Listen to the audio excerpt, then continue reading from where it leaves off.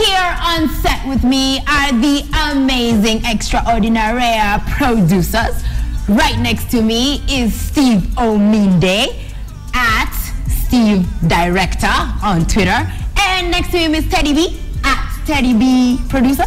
Yep. So we're gonna get that interaction one-on-one. Let's just start first of all by, I guess, validating yourselves a little bit. Why are you on the Straight Up set today? Thank you very much for calling me. Yeah. It's a pleasure to be on set with you. Yes, I'm a music and film director based in Nairobi, Kenya, and I've been in the industry, produced gospel artists and made a lot of music videos and films for the past about 13 years. Wow, 13 years. Yes. Project X? Formula X. Formula X. Yes, and a bunch of other projects. My mind is. And a bunch of other projects, yes. Okay, awesome. And Teddy? Teddyb, just simple Teddyb. A young Kenyan music producer, gospel, strictly. But this guy, man, has been my mentor, my teacher, everything. So everything wrong comes on my way, I just go back to him. Yeah. All right, so you're the big kahuna. I love it. And Steve happens to be my, you know, it's so funny, I saw you on set and I'm like, whoa, I know that guy. Like, this was a nice surprise. I know. Teddy gave me a call yesterday. Yeah. And he told me that he'd like us to go together on set. Teddy, ulikuwa kidogo scared? Like, oh my God, Straight Up fans watanikula jo. No, it's always good to have support because, you know, we can't do this thing alone. Yeah. All right, you guys, we're about to get on with the stories. Let me just get on Facebook. We put the question up. What do you guys want to ask our friends here on set? Abib, Maxine Nolex, Kaka Braza, Victor Maina, Will C. Knight, and Naomi Nemo, Nicholas, all y'all are pretty much saying the same thing. Is it really true that Willy Paul stole Bahatis' song? So, that has what's been trending the whole week. Let me just start. You actually produced which song? Both of them. Both of them? Yeah. Set the record straight. Which songs are these we're talking about? Mapenzi Bahati, Mapenzi Willy Paul. Mapenzi Bahati, Mapenzi Willy Paul. Yeah. Okay. Why would you produce two songs with the same name? First of all. No, let me explain something. Okay.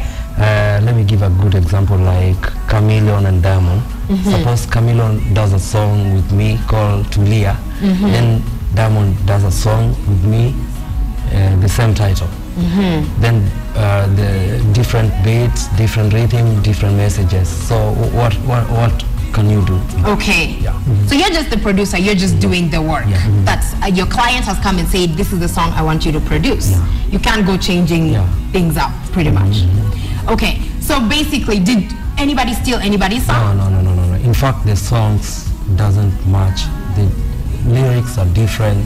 Beats. The Mapenzi for Willy Paul is slow.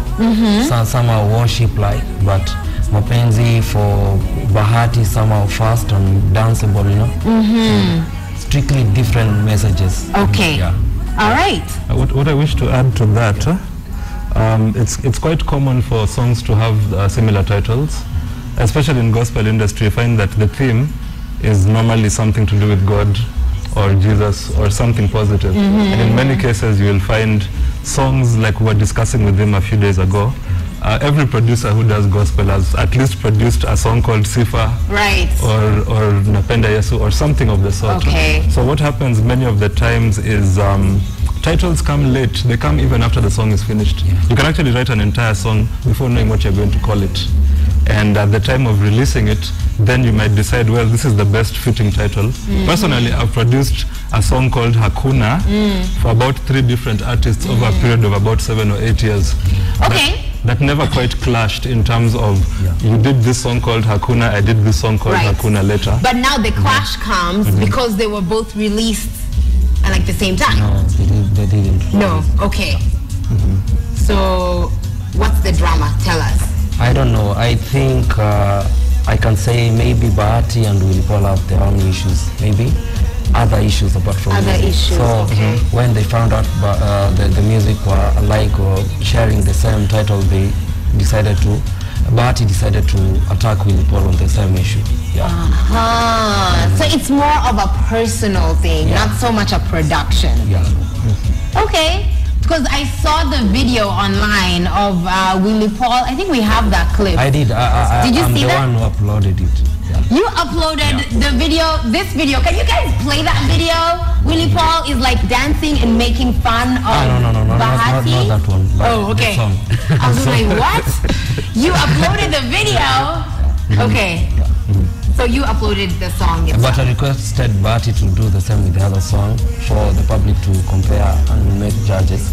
But Bahati didn't want to do that. Look at this video.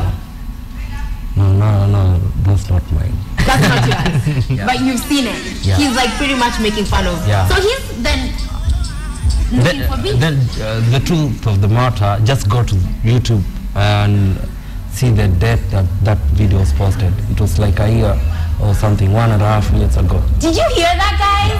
This video was actually posted like a year and a half ago or something. Yeah, that's true. It's not recent. Yeah. You cannot believe anything on the internet anymore. Yeah. I was like, I saw it and I was like, oh, you know, that's so mean. Okay, sawa. So now, I guess I was kind of talking through it, so let's watch it one more time. But then again, the contest is off now. Seeing that it was uploaded Kitambo and then they're just bringing it back for beef. Okay, we'll play it again and then you guys let us know, what do you think? Is it like a drama happening? Does Teddyb have anything to do with this drama that's going on? And when we come back after this, I'm going to read some more feedback, and then Steve, you're going to tell us a little bit more about, you know, the gospel industry, because even Emmanuel Ochago is asking, is this gospel industry for business or ministry? So we'll get back and talk more about that. Let's watch that Willy Paul video just one more time because it kind of went by real fast. And yes. Maswali kwa Mola, nilitawa machozi, wana dunia uchungu.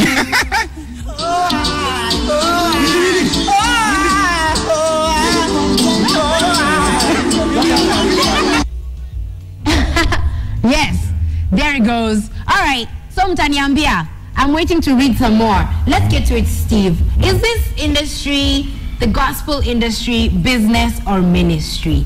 And also Athani Blake, literally at Steve, I want to know something about the young guy, Willy, speculations on his education status. Could you have some clue? Okay, these are producers and they are professional guys. You guys are not their personal friends, right? And if anything, even if you did have any scoop, you really can't talk about your clients like that, right? That's true, yes. Just talk a little bit about that disclosure. Yeah, definitely. We're in the business for the art, for the passion, and of course to develop the industry and make it better over time. And I was sharing the same thing with Teddy. Over the past decade or so, we've seen them come, we've seen them go, we've seen them go to the top, and we've seen them disappear. It's what happens in the industry.